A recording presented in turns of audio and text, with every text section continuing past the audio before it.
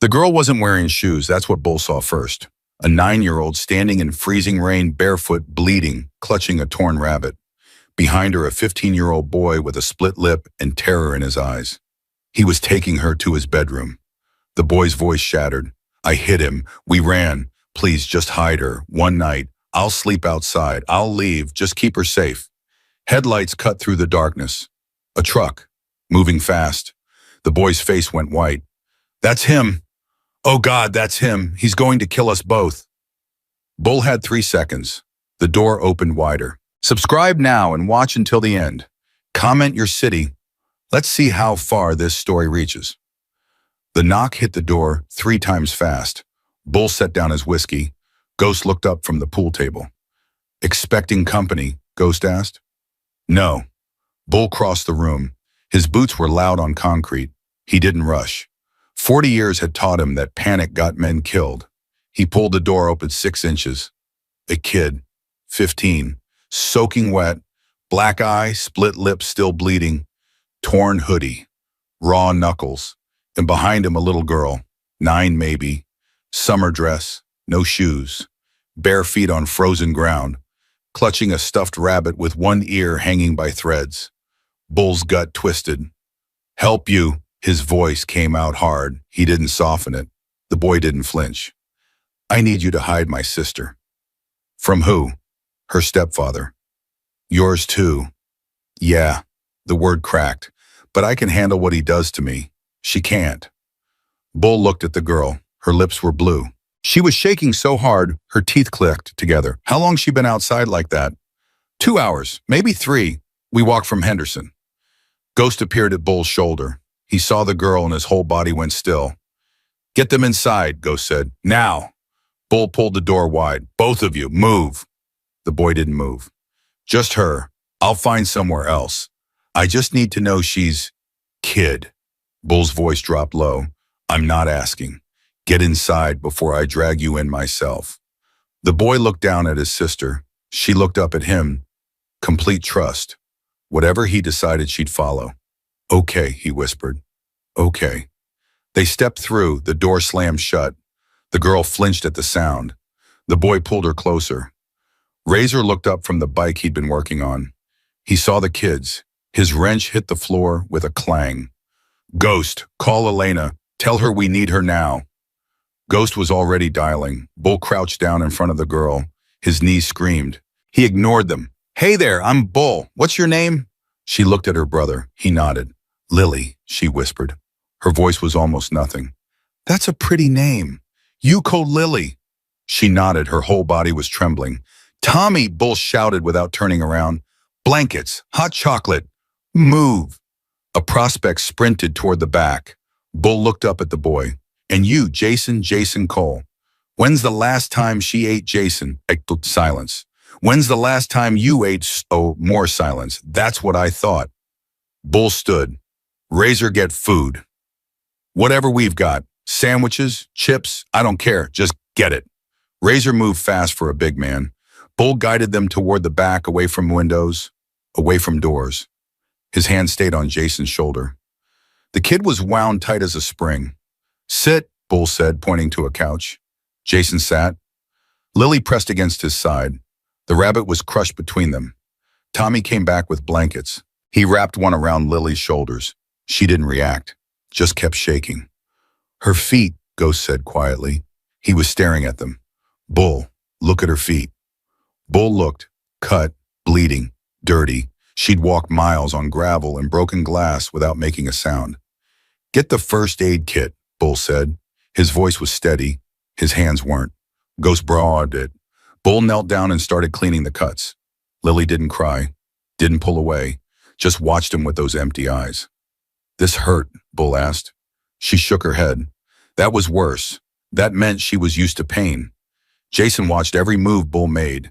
His body was coiled, ready to fight, ready to grab his sister and run. If this went bad. Easy, Bull said without looking up. I'm helping her. That's all. I know. Jason's voice was tight. I need to see. Fair enough. Razor came back with food, sandwiches, chips, 2 cans of Coke. He set them on the table like offerings. Eat, Bull said to Jason. I'm fine. That wasn't a suggestion. Jason grabbed a sandwich, took a bite, chewed mechanically. His eyes never left Lily. Give her one, Bull said. Jason held a sandwich out to Lily. Hey, eat something. She shook her head. Please, Lily, for me. She took it, nibbled the corner. That was something, and the front door opened. Every man in the room turned. Elena walked in, 60 years old, silver braid, eyes that had seen enough tragedy to fill 10 lifetimes. She took one look at Lily and her face changed. Oh, mija. She crossed the room and knelt beside the girl. Who did this to you? Lily's lip trembled. First real emotion she'd shown. Can I see your arms, sweetheart? Elena asked softly. Lily looked at Jason. He nodded. She held out her arm. The sleeve of her dress pulled back. Bruises, dark purple, shaped like fingers. Someone had grabbed her hard enough to leave marks. Ghost made a sound low in his throat. Razor's hands curled into fists. Bull felt something cold settle in his chest, the kind of cold that came before violence. Who did this? Elena asked. Her voice was gentle. Her eyes were murder. Carl, Jason said. Her stepfather. Tonight he came home high. He grabbed her, started dragging her toward the bedroom. I hit him with a bottle and we ran. The room went dead silent. The bedroom, Razor repeated. His voice was barely human. He never touched her before. That was the deal. I did whatever he wanted, ran his packages, took his beatings, and he left her alone. Jason's voice cracked. But tonight he broke the deal. Bull stood up slowly, ran his packages. Meth, pills, whatever he needed moved. I'm fast, I know the routes. Cops don't look twice at a kid on a bike. How long? 8 months. You ever get caught at once? Deputy Warren picked me up outside a 7-Eleven. Carl came down, talked to Warren for 5 minutes, and suddenly nothing happened. No report, no charges, nothing. Bull and Ghost exchanged a look. Deputy Warren, the name hung in the air like smoke. Carl Briggs, Razor said. That's who we're talking about. Jason looked at him. You know him. I know of him. Razor's jaw was tight. Meth dealer out of Henderson. Connected. Word is he's got cops in his pocket. Word is he's into worse than drugs. What do you mean worse? Jason asked. Razor didn't answer. He didn't have to. Jason's face went pale. He pulled Lily closer. She's only 9. He wouldn't. He tried tonight, Elena said quietly. That's enough. Lily buried her face against Jason's chest. Her shoulders started shaking. No sound, just tremors. Jason wrapped both arms around her. His eyes were wet, but his jaw was set. I'll kill him, Jason said. If he touches her again, I'll kill him myself. No. Bull's voice cut through the room. You won't, because you're going to be here, protecting her while we handle Carl. Jason looked up. You do that? You don't even know us. I know enough. But why? Why help us? Bull didn't answer. Couldn't.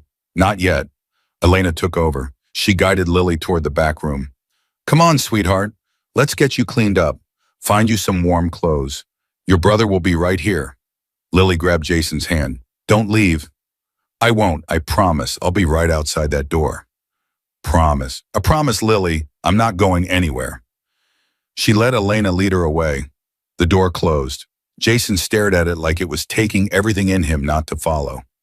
Ghost pulled Bull aside. You know what you're doing? Carl Briggs isn't some drunk stepdad. He's connected. He's dangerous, and now you've got his kids in our clubhouse. I know. Deputy Warren will come looking. Carl's got muscle. This could blow up fast. I know that too. So what's the play? Bull looked toward the back room. We protect them, whatever it takes. Why, Tai? Bull was quiet for a long moment. Because 8 years ago, my daughter was driving home from college. Some drunk crossed the center line. She was 19, Ghost. 19 years old. Ghost said nothing. I couldn't protect her. Couldn't save, couldn't do a damn thing except bury her and try not to fall apart. Bull's voice was rough, but these kids showed up at my door, tonight, asking for help, and I can do something about this. Ghost nodded slowly. Then we're with you, all of us. I know. Razor appeared at the door. Headlights, coming up the road fast. Every man in the room moved at once. Bull grabbed Jason's shoulder. Stay inside. No matter what you hear, you do not come out. Understand? But Wishine, your job is protecting Lily. That means staying with her. Can you do that? Jason's jaw tightened. Yeah, I can do that. Good. Bull walked outside. Ghost and Razor flanked him. 3 more members appeared from the shadows, falling into formation. A pickup truck roared up the road and screeched to a stop at the gate. Engine cut off. Door flew open. Carl Briggs stepped out. Big, mean-looking, flannel shirt, jeans, face flushed red, eyes wild, high or drunk or both. I know they're here, Carl shouted. I saw the tracks in the mud. Give them back. Bull walked to the gate but didn't open it. Don't know what you're talking about. Don't play games with me. Carl stepped closer. Those are my kids, my property. I want them back. Now. First off, they're not your property. Nobody is. Second, there's no kids here. Third, you're trespassing. I suggest you leave. Carl's face twisted. You don't want to do this. You don't know who you're messing with. I know exactly who I'm messing with. Bull's voice was ice. Small-time meth dealer with a dirty cop in his pocket. Did I miss anything? Carl's eyes flickered. Surprise, then anger. Deputy Warren knows I'm here. You touch me, you've got problems. Warren's not here. And even if he was, I don't think he'd be too eager to help once the FBI hears what your stepson told me. About the packages, the routes, the buyers, and that little incident outside the 7-Eleven that magically disappeared. Carl went still. Bull smiled.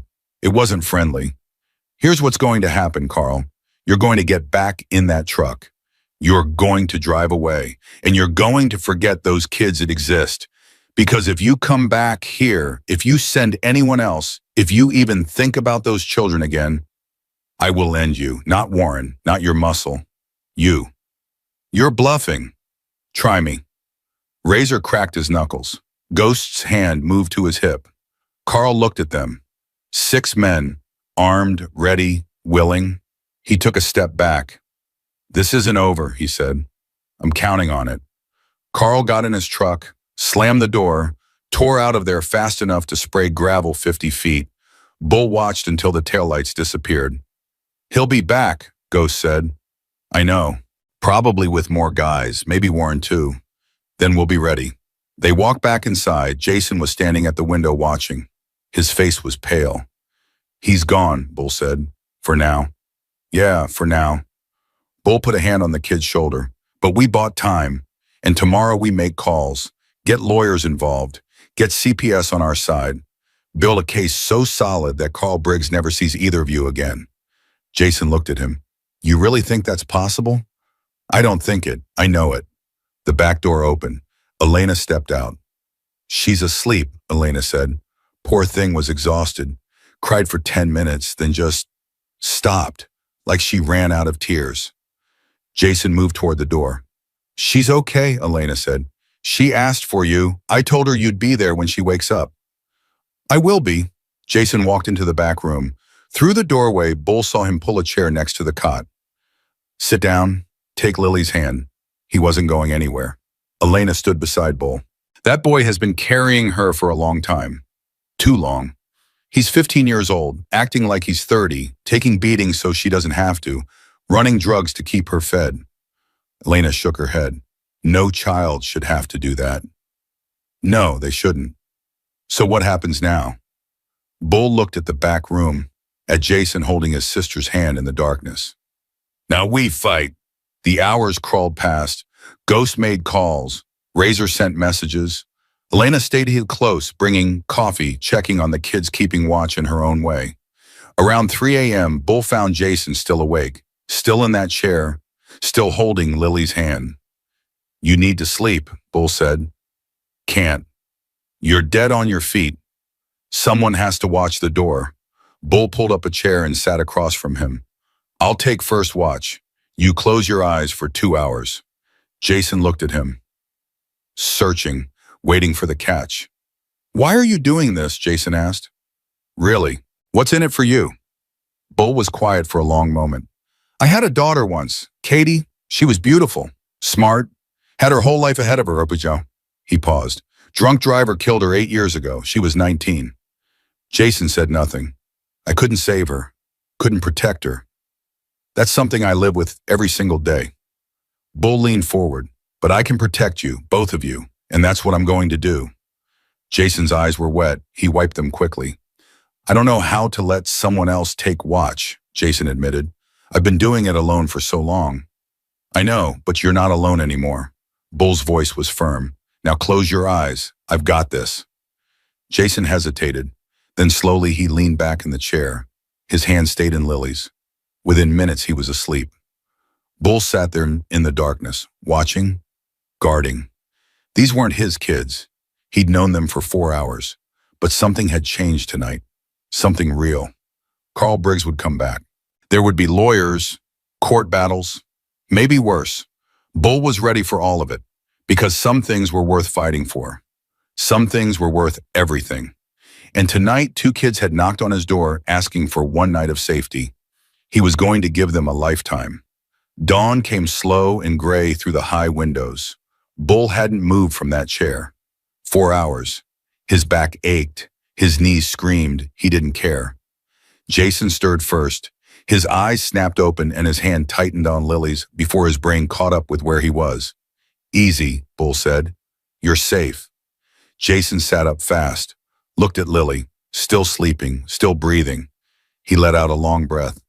What time is it? Almost 7. You stayed all night. Told you I would. Jason rubbed his face. The bruises looked worse in daylight, purple and yellow spreading across his cheekbone. His lip had scabbed over, but it would scar. She didn't wake up, Jason asked. Once, around 4. Asked for you. I told her you were right there. She went back to sleep. Jason looked at his sister. Something broke open in his face. Just for a second. Then he pulled it back together. Thank you, he said quietly. Don't thank me yet. Long day ahead. The door opened. Elena walked in carrying clothes. Jeans, t-shirts, socks, a pair of sneakers that looked close to Lily's size. Got these from my neighbor's daughter. She outgrew them last year. Elena set them on the chair. There's breakfast in the main room. Eggs, toast, coffee. I'm not hungry, Jason said. I didn't ask if you were hungry. I said there's breakfast. Elena's voice was firm but kind. You need to eat, both of you. Whatever's coming, you can't face it empty. Jason opened his mouth to argue, then stopped. Nodded. Lily's eyes fluttered open. She saw Jason and immediately reached for him. I'm here, he said. I'm right here. I thought it was a dream, Lily whispered. I thought I dreamed we got away. It wasn't a dream. We're safe. Really? Really?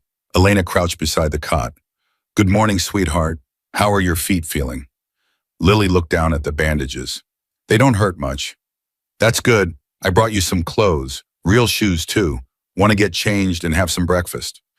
Lily looked at Jason, that look again, checking for permission, making sure it was okay. Go ahead, Jason said. I'll be right outside. Elena helped Lily up and led her toward the bathroom. Jason watched until the door closed. Bull stood his joints popping like fireworks. Come on, let's talk while she gets ready. They walked into the main room. Ghost was there nursing a cup of coffee that had probably been his 4th or 5th. Razor sat at the bar phone in hand, texting fast. Any movement from Carl? Bull asked. Nothing yet, Ghost said.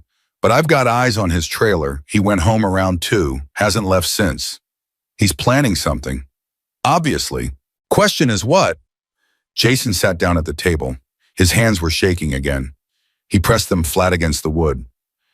He won't stop, Jason said. You need to understand that. Carl doesn't let things go, ever.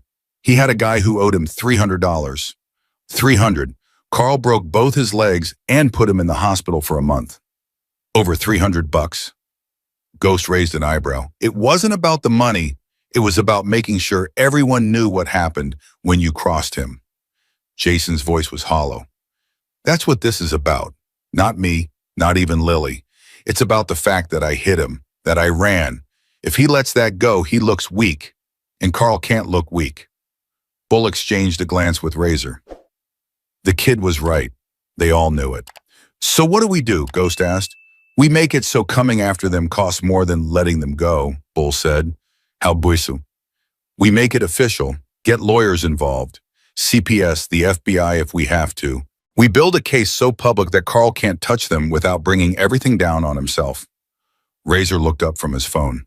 I've got a contact. Margaret Thornton. Used to be a family court judge. Retired 10 years back, but she still does advocacy work. Cases like this. She good.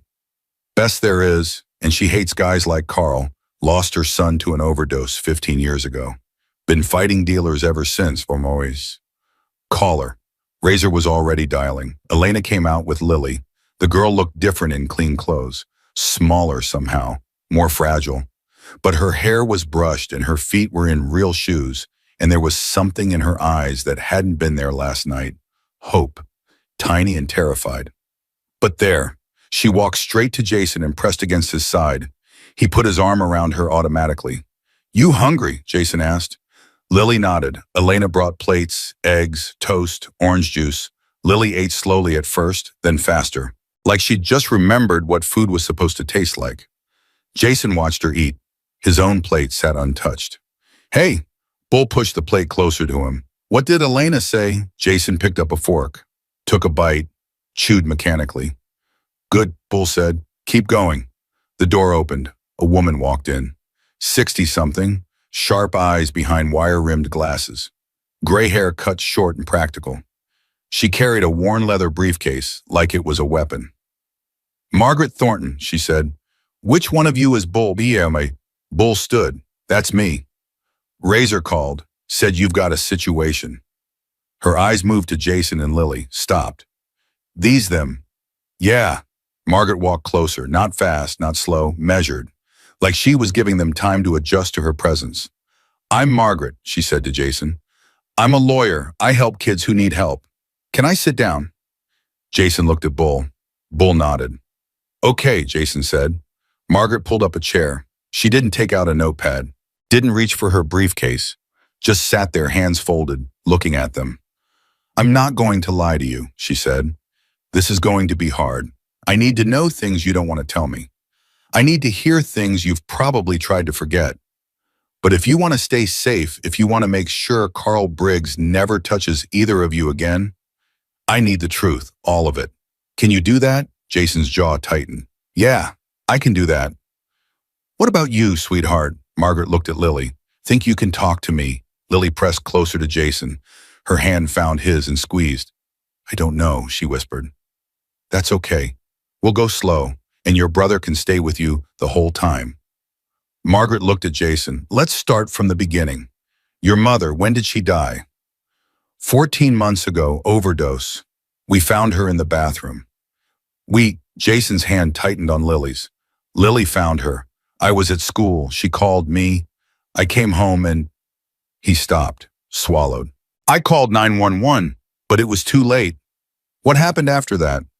Social worker came, asked if we had family. We didn't. She said we'd have to go into the system. Foster care. Separate placements because of our ages. But that didn't happen. No, Carl showed up, said he was Mom's boyfriend, said he'd been away for work, but he was back now, said he'd take care of us. And the social worker believed him. Carl can be charming when he wants to be, and he had papers. I don't know if they were real or fake, but they were enough. Margaret's eyes narrowed. What kind of papers? Power of attorney, emergency guardianship, something like that. The social worker looked at them for maybe 30 seconds and said, okay. Did she follow up home visits, check-ins? Once, a month later, Carl cleaned up the trailer, made us clean up too, put food in the fridge. She stayed for 20 minutes, looked around, asked us if we were okay.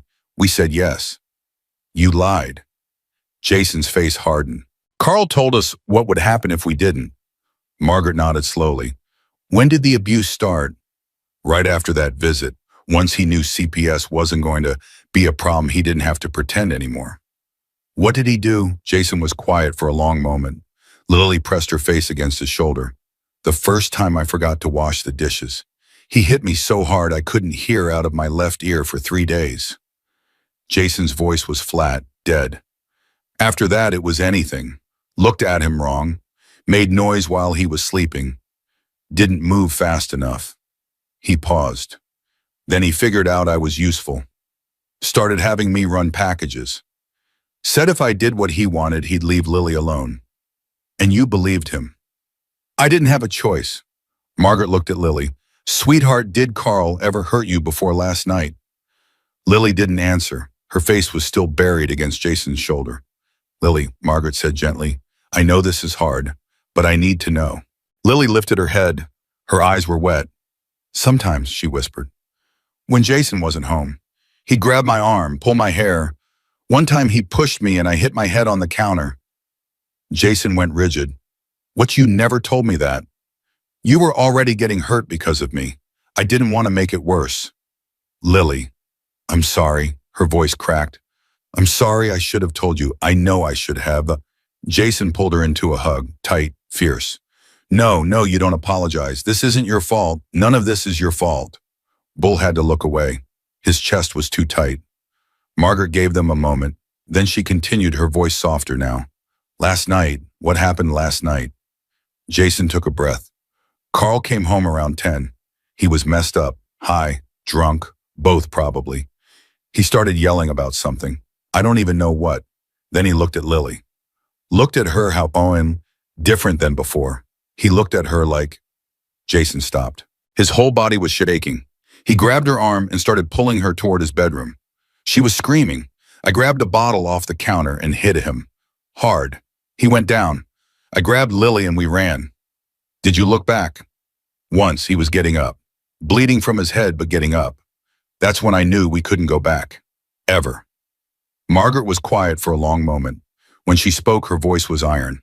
Here's what we're going to do. I'm filing for emergency custody today. You'll both be placed under temporary protective care while we build a case against Carl.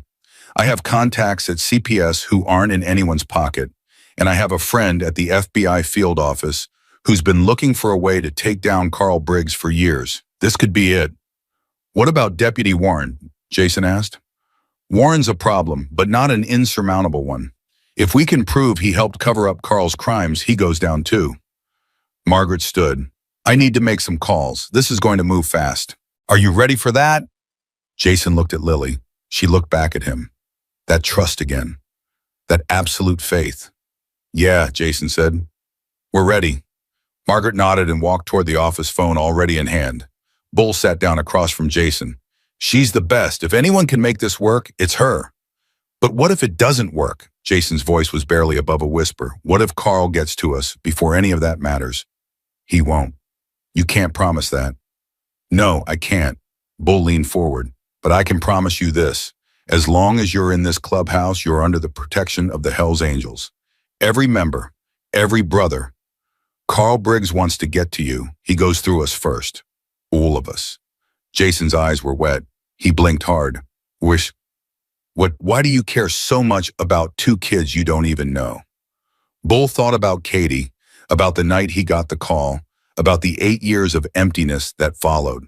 Because I couldn't save my own daughter, Bull said quietly, but I can save you. The morning passed in a blur of phone calls and hushed conversations. Margaret worked from the office, her voice sharp and commanding. Razor coordinated with members, making sure someone was always watching the gate. Ghost ran surveillance on Carl's trailer, sending updates every half hour.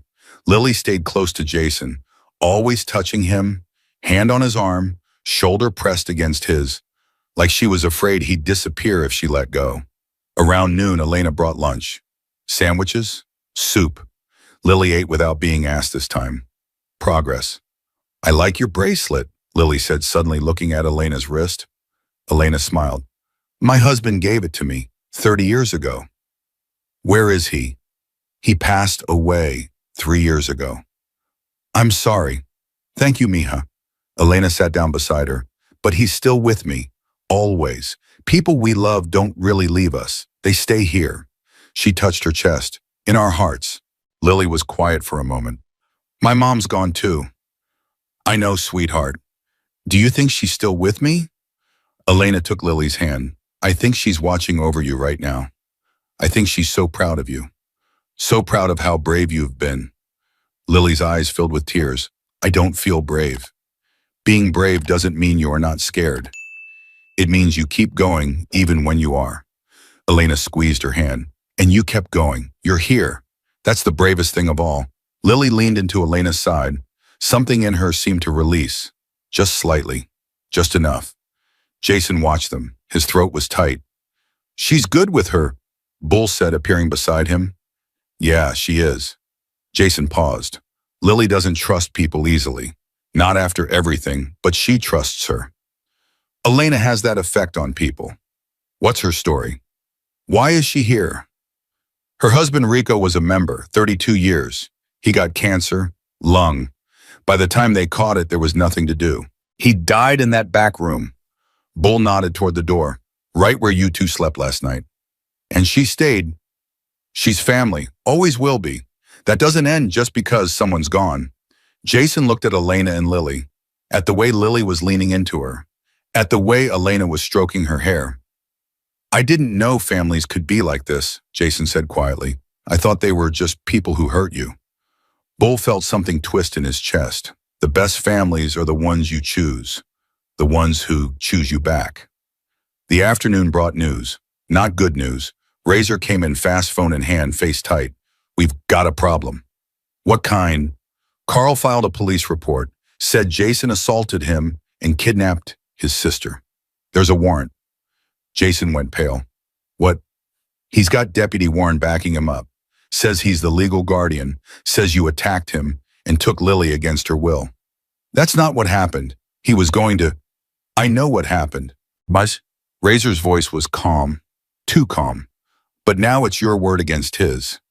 And he's got a badge on his side. Margaret emerged from the office. I heard. It's not unexpected. Not unexpected, Jason's voice cracked. There's a warrant for my arrest, which is exactly what Carl wants. He wants you scared, wants you to run, make a mistake. Margaret walked closer. We're not going to do that. We're going to fight this the right way. I've already filed countermotions, emergency protective order for Lily, abuse allegations against Carl, request for investigation into Deputy Warren's involvement. Margaret's eyes were steel. Carl thinks he can use the system against you, but he's about to learn that two can play that game. What do I do? For now, nothing. Stay here. Stay safe. Let me work. The hours crawled by. Jason couldn't sit still. He paced, checked windows, watched the door. Every engine sound made him freeze. Every phone ring made his heart stop. Lily watched him from the couch, her rabbit in her arms. Jason, oh, yeah, are the police going to take you away? He stopped pacing, turned to look at her. Her eyes were huge, terrified. No, he said, I'm not going anywhere. Promise? He walked over and knelt in front of her, took her hands in his. I promise, no matter what happens, I'm not leaving you. Okay. Okay. We're going to get through this, together, like we always do. She nodded, but he could see the fear still there, still eating at her. Ghost came in around 4. His face was grim. What? Bull asked. Carl's on the move. Left his trailer 20 minutes ago. He's got 3 guys with him. Where's he heading? Don't know yet, but he's not coming this way. He's going toward town. Town? Why would he? Bull stopped. His face changed. The courthouse. He's going to the courthouse. For what? To make this official. Get a judge to sign off on something. Emergency custody, arrest warrant, something to give him legal cover. Margaret grabbed her briefcase. I need to get down there. Now, if he gets in front of a judge before I do, Razor drive her. On it. They were out the door in 30 seconds. Bull looked at Ghost. Double the watch. Nobody comes in or out without my say-so. Already done.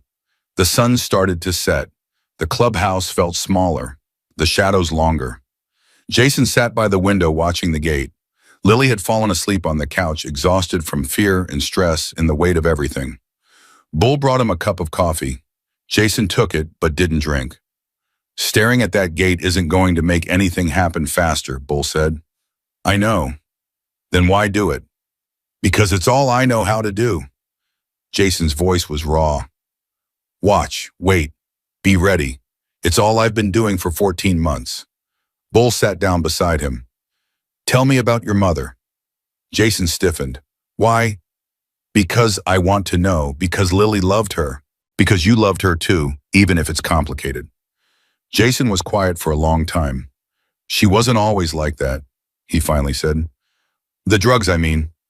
When we were little, she was good. She used to sing to us, make pancakes on Saturday mornings, read us stories at bedtime. He paused.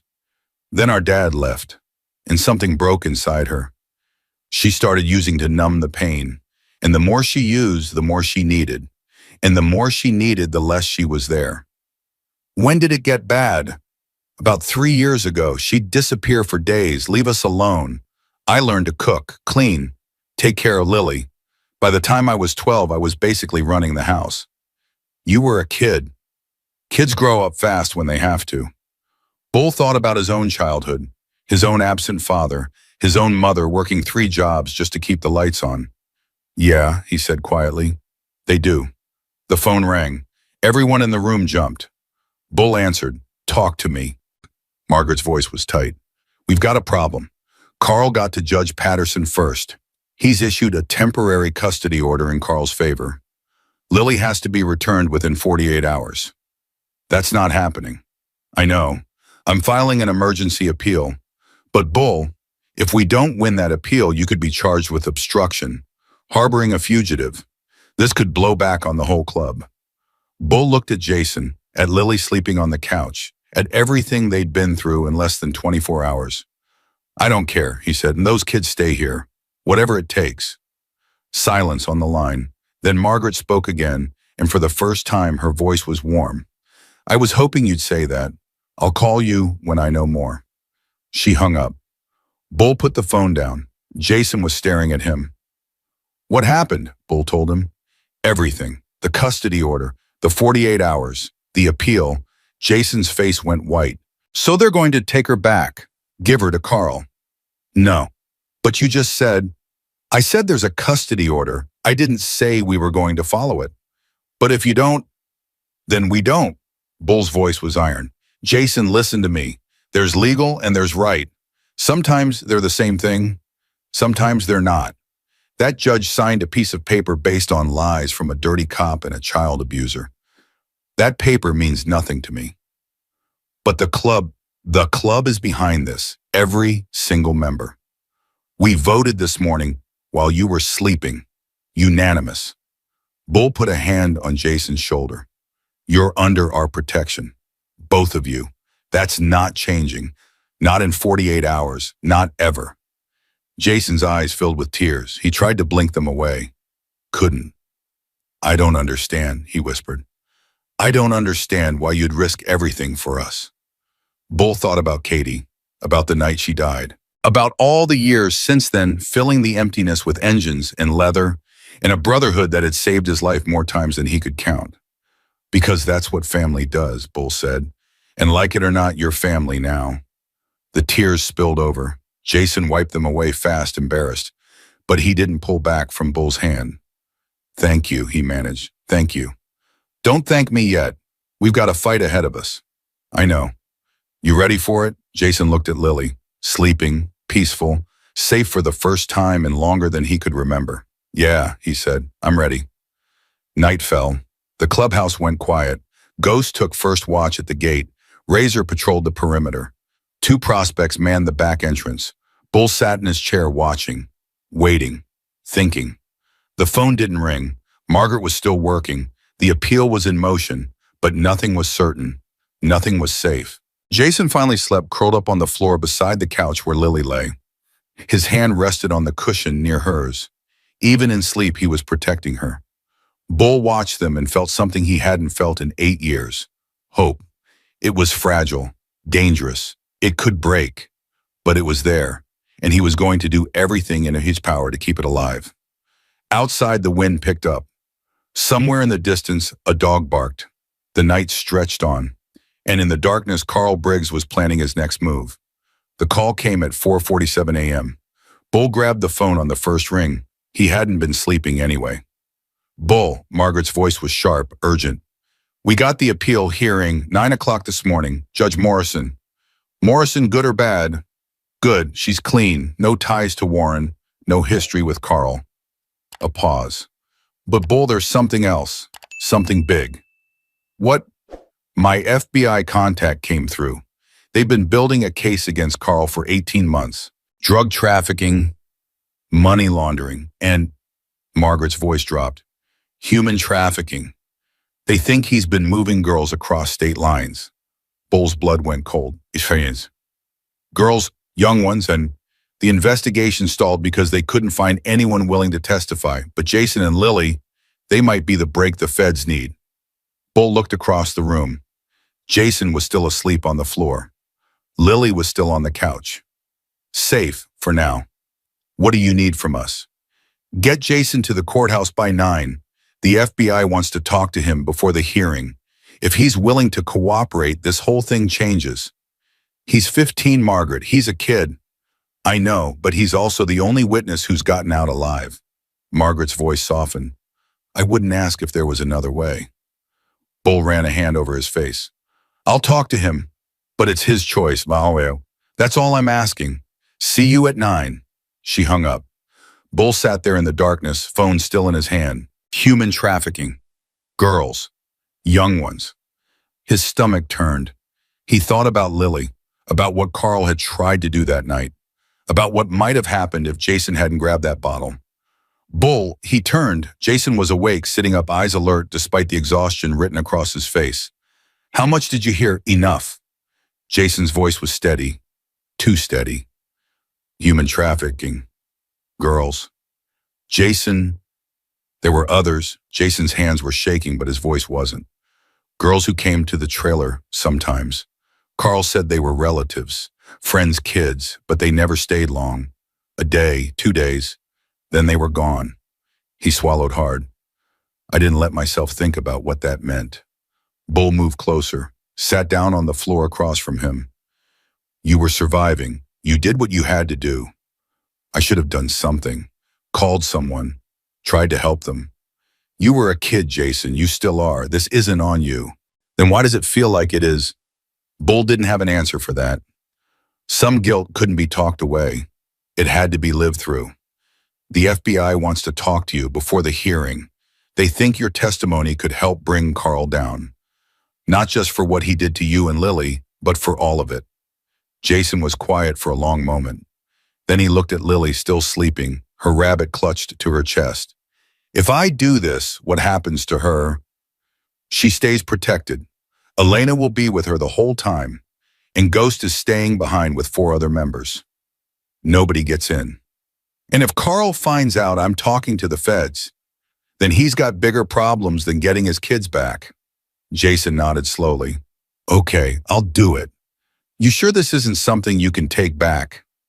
I know. Jason's jaw set. But those girls, if I can help them, if I can stop him from doing this to anyone else. He stopped, swallowed. I have to try. Bull felt a swell of something in his chest. Pride, respect. This 15-year-old kid had more courage than men twice his age. Get cleaned up. We leave in an hour. Dawn broke gray and cold. Lily woke up crying from a nightmare. Jason held her until she calmed down, whispering promises into her hair. It's okay, I'm here. Nothing's going to hurt you. Elena made breakfast, toast, eggs, orange juice. Lily ate slowly, her eyes following Jason everywhere he went. You're leaving, she said, not a question. Jason knelt in front of her. Just for a few hours, I have to go talk to some people. Important people who can help us. What kind of people? Lawyers, police? The good kind of police, not like Deputy Warren. Lily's lip trembled. What if you don't come back? I'm coming back, I promise. You always promise. But what if something happens? What if Carl... Hey! Jason took her face in his hands, made her look at him. Nothing is going to happen. Bull is going to be with me the whole time, and Ghost is staying here with you. Nobody is getting through that gate. Okay. Okay, sir. Her voice was small, scared. And Elena's going to be right here. You like Elena, right? Lily nodded. So you stay with her. Read your book, draw some pictures, and before you know it, I'll be back. Promise. I promise, Lily, I'm not leaving you. Not ever. He hugged her tight. She clung to him like she was drowning, and he was the only solid thing in the world. Bull watched them and felt his heart crack open just a little more. "Time to go," he said quietly. Jason stood.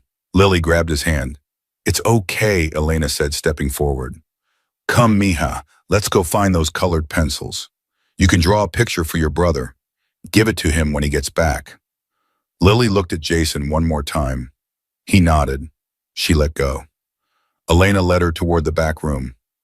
Jason watched until the door closed. "She's strong," Bull said. "Stronger than she knows. She shouldn't have to be." "No, she shouldn't, but she is, and that's going to save her." They walked out into the cold morning air. Razor had the truck running. Ghost stood by the gate, arms crossed, watching the road. "Anything?" Bull asked. "Quiet. Too quiet." Ghost's jaw was tight. "I don't like it." "Keep your eyes open. We'll be back by noon." "Be careful, Bull. Carl knows something's happening. He's not going to sit back and wait." Bull nodded and climbed into the truck. Jason followed. Razor pulled out and the gates closed behind them. The drive to the courthouse took 40 minutes. Jason didn't speak. He sat in the back seat, staring out the window, his knee bouncing with nervous energy. Bull turned around. "You okay?" "No." That's the right answer. The courthouse was already busy when they arrived. Margaret met them at the side entrance, flanked by two men in dark suits. "Jason, this is Agent Reynolds and Agent Cooper, F." Jason looked at them. They looked back at him with eyes that had seen too much. "We appreciate you coming forward," Reynolds said. "We know this isn't easy." "I'm not doing it for you," Jason said. "I'm doing it for the girls, the ones I couldn't help." Reynolds nodded. Something shifted in his face. Respect. "Fair enough. Let's talk." They led him into a small room. Chairs, a table, recording equipment. Jason sat down and looked at Bull. "Stay?" It came out smaller than he intended. "I'm not going anywhere." For the next 2 hours, Jason talked. He told them everything. The packages he'd delivered, the addresses, the men who'd come to Carl's trailer in the middle of the night, the girls who'd appeared and disappeared like ghosts. He talked about the money he'd seen. Stacks of it. More than a small-time meth dealer should have. He talked about Deputy Warren's visits, the envelopes that changed hands, the way Warren always looked away when he saw Jason's bruises. He talked about the bedroom, Carl's bedroom, the one with the lock on the outside, the one where the girls had stayed before they vanished. By the time he finished, Agent Reynolds was leaning forward, his jaw tight. "This is exactly what we needed," Reynolds said. "With your testimony, we can take this to a grand jury, get indictments, arrest warrants. For Carl, for Warren, for everyone in his network. How long will that take?" Reynolds hesitated. "These things move slow. Weeks, maybe months." Jason's face fell. "So he's still out there, still free." "For now, but Jason, what you've given us today, this changes everything. You should be proud." "I'll be proud when Lily's safe." "Really safe." Margaret checked her watch.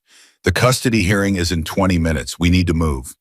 They walked to the courtroom. Jason's heart was pounding so hard he could feel it in his throat.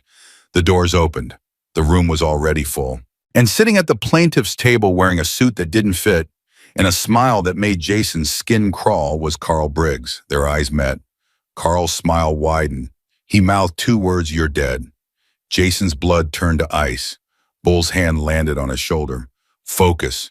Don't let him see you scared." "I'm not scared." "Good, because he wants you to be. Don't give him that." They sat down at the defense table. Margaret arranged her papers. A moment later, the bailiff called for everyone to rise. Judge Morrison entered. 60s, sharp eyes, no-nonsense expression. She sat down and studied the room.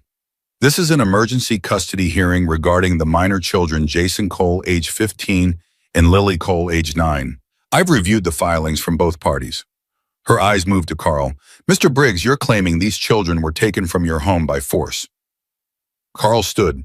His lawyer, a wiry man with nervous hands, stood with him. "That's correct, Your Honor. My stepson assaulted me and fled with my stepdaughter. I have legal guardianship. I just want my kids back." "And you?" The judge turned to Jason. "You're the stepson in question."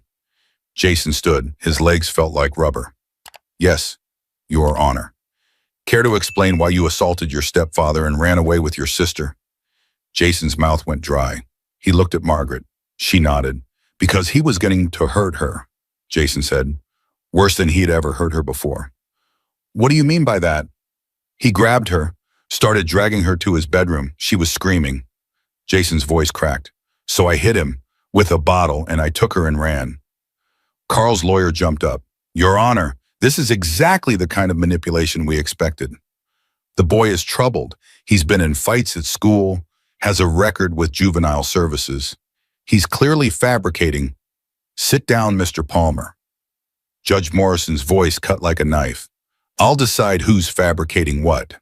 She turned back to Jason. You're saying Mr. Briggs attempted to sexually assault your sister? Yes, Your Honor.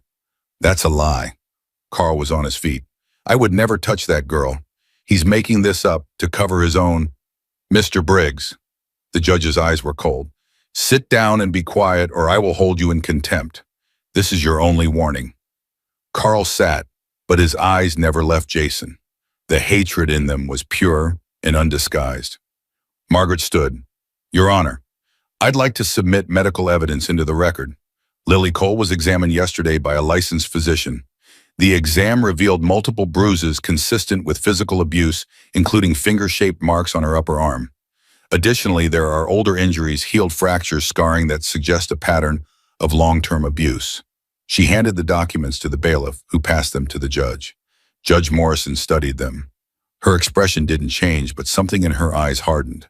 Mr. Palmer, does your client have an explanation for these injuries? Carl's lawyer fumbled. The children are active, roughhousing, accidents happen. Finger-shaped bruises, Mr. Palmer. From roughhousing.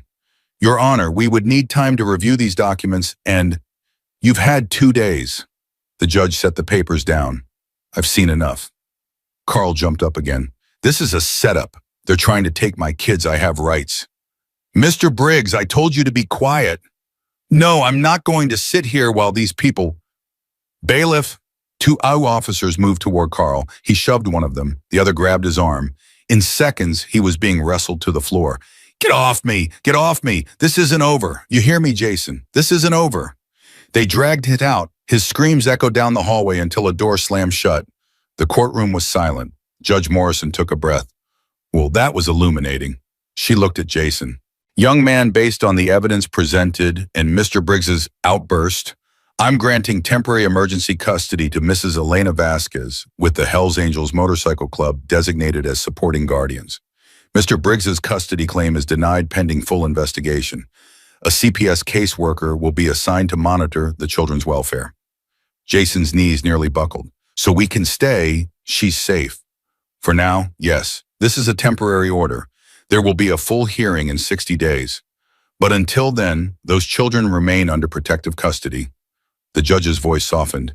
You did the right thing, son. It took courage. Thank you, Your Honor. The gavel came down. It was over. Jason turned to Bull. He couldn't speak. Couldn't find words for what he was feeling. Bull just nodded once. That was enough. They walked out of the courthouse into the afternoon sun. Margaret was already on her phone making arrangements. Agent Reynolds appeared beside them. We've got Carl in holding. Assault on a court officer. He's not going anywhere for at least 48 hours. And after that, we're moving fast. The grand jury convenes tomorrow. If they indict, he's done. Bull's phone rang. He looked at the screen. Ghost. Yeah. Ghost's voice was tight. Wrong. Bull, we've got a problem. What kind of problem? Someone cut through the back fence. 3 guys. They tried to get into the clubhouse. Bull's blood went cold. Oh, yeah. Lily, where's Lily? She's okay. Elena got her into the safe room. But Bull, they weren't trying to take her. Then what were they trying to do? A pause. Too long. They set a fire. Back of the building. We got it out, but Bull, Ghost's voice cracked. They left a message, painted on the wall. What message? Return what's ours or burn with them. Bull's hand tightened on the phone. Is everyone okay? Yeah, shaken up, but okay. Lily's asking for Jason. She's scared, Bull. Really scared. We're on our way. He hung up. Jason was staring at him face pale. What happened? Bull told him. Everything. The fence, the fire, the message. Jason's face went white, then red, then something beyond either. He tried to burn them while I wasn't there. He failed. Everyone's okay. But he tried. Jason's voice broke. I should have been there. I should have. You were doing what you needed to do, and Ghost handled it. Bull grabbed his shoulders, made him focus. Listen to me. This isn't over. Carl's got people working for him, and even with him in a cell, they'll follow orders. We need to get back, now. They ran for the truck. The drive back felt like hours. Every red light was torture. Every slow car was an obstacle. Jason sat rigid in his seat, his hands balled into fists. I'm going to kill him, Jason said quietly. If he hurts her, I'm going to kill him myself. No, Bull's voice was firm. You're going to stay smart, stay focused. That's how you protect her. Being smart didn't stop them from trying to burn down the building with her inside. No, but it got us here, got us this far, and it's going to get us the rest of the way. The clubhouse came into view. Jason was out of the truck before it fully stopped. He ran through the gate, past the member standing guard, past Ghost, who tried to say something, straight to the safe room door. Lily, it's me. The door opened. Elena stood there, face drawn. Behind her, pressed into the corner, was Lily. She looked up, saw Jason, and burst into tears. He was across the room in 2 steps, scooping her up, holding her so tight she squeaked. I'm here, I've got you. They came, Lily sobbed. Bad men came. There was smoke and yelling, and Elena grabbed me, and we hid, and I was so scared. Jason, I was so scared. I know, but you're okay. You're okay now. Don't leave again. Please don't leave again. I won't, I promise. I'm not going anywhere. He held her while she cried. Held her until the sobs turned to hiccups. Held her until she fell asleep in his arms, exhausted from terror. Bull stood in the doorway watching. Ghost appeared beside him. We caught one of them. He's in the back. Talking. Not yet, but he will. Bull nodded. Make sure of it. What about Carl? Carl's in county lockup, but he's still giving orders somehow. We need to find out how. And then Bull looked at Jason, holding his sister like she was the only thing keeping him alive. And then we end this, once and for all. The night brought answers. The man they'd caught was named Danny Flores. Small time, desperate, the kind of guy who did whatever he was paid to do without asking questions. Ghost brought him to Bull. The man was bloody, scared, ready to talk. Warren, Danny gasped. Deputy Warren. He came to us, and after Carl got arrested, said said if we scared the kids enough, they'd run, go back to Carl on their own. Where's Warren now? I don't know, I swear. He just gave us money and told us what to do. How much money? 5,000 each. Bull leaned in close. 15,000 to burn down a building with a 9-year-old inside. That the going rate for attempted murder these days? Danny's face crumbled. I didn't know there was a kid in there, I swear. Warren said it was empty. Said we were just sending a message. Well, message received. Bull stood.